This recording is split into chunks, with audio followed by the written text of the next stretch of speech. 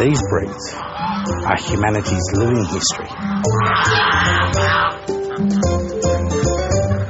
They are the seeding gene pool to our commercial herds and flocks. Mark Tully is a livestock crusader. It's taken him 12 years to gather up more than 100 rare breeds of chickens, turkeys, geese and pigs. And it took just over 2 hours of flooding rain in Queensland's Lockyer Valley to nearly destroy it all. That's a heart jerker. Spend a lot of time tracking them down, finding them. We've probably got about between 25 and 35% left.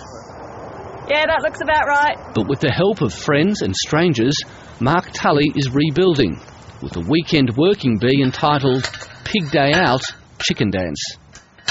When people actually get out there and do the chicken dance, you know, they can't help but smile.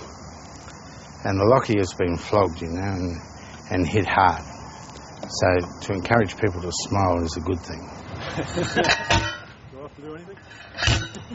And I'm from the land, and what he's done with, like, the livestock, particularly, I guess, the pig side of things, and how rare they are. And, you know, I know that with grains too, like all the crossbreeding, and you just lose that purity.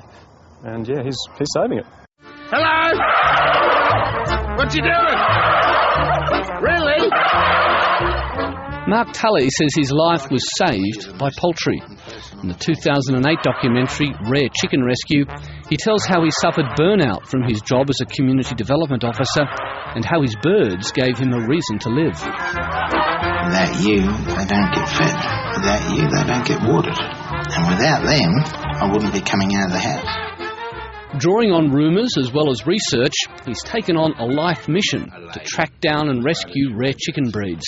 How are you? Good. Well, I go knock on the door and will say, hey, do you mind if I have a look at your chooks? You know, it's something that you would think Paul Hogan would say about something else.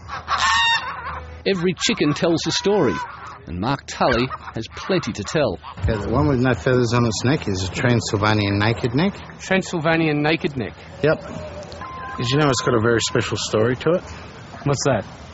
It was hated by Hitler and the Holocaust as well. But most of Mark Tully's collection at Helidon in Queensland's Lockyer Valley has been destroyed. The pens and ponds and sheds and fences of the Blue Hills poultry stud have all but been wiped out in a flood no one saw coming. For the last 15 years we haven't had any of the dry gullies running, and now even the one behind us is even running constantly at the moment, so it's just unbelievable. Come here. Come here. John Schultz looks after the fences for the stud's 4 rare pig breeds. It was a bit disheartening on the Tuesday when I did finally get to here, just to see how Mark's birds were going. That was the one thing I was more concerned of. I really didn't know how pigs were going because I couldn't get down here. So they had swimming lessons. You don't want this, do you? You want this? The stud lost some piglets as well as most of its poultry. Mark Tully was on the Gold Coast when disaster struck, which he admits was probably just as well. No, you don't want this.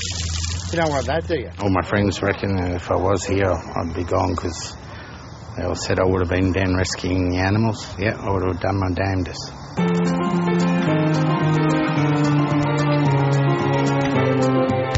And now family, friends and volunteers are doing their damnedest to keep the dream alive. A neighbour provided an organic pig on a spit for the lunchtime break. Melinda Schultz says she knew little about rare breeds of livestock before she became involved with Blue Hills. I was brought up on a dairy farm, so, we just stuck to the normal breeds. So, we didn't know much about it, but we're learning a little bit each day now, and it's great. People just say, oh, they're just chooks, or they're just pigs, or they're just goats. But the reality of it is the world loses 3 breeds of domestic livestock every single month to extinction. Blue Hills is very much a family affair, with support from Mark Tully's parents and his brother David. And Mark Tully says one of his main inspirations was his mother, who recently passed away. Take care. When I was originally told that all this was gone, I was thinking, well, maybe I can have a holiday now, sort of thing, trying to look a positive point. And then I just saw a picture of my mum in the background with the last words she said to me the night before she died. And that was, don't turn your back on the lost breeds. The rebuilding of Blue Hills is a huge job because it's not just the infrastructure we need to replace. We need to then go on another journey and find breeds again.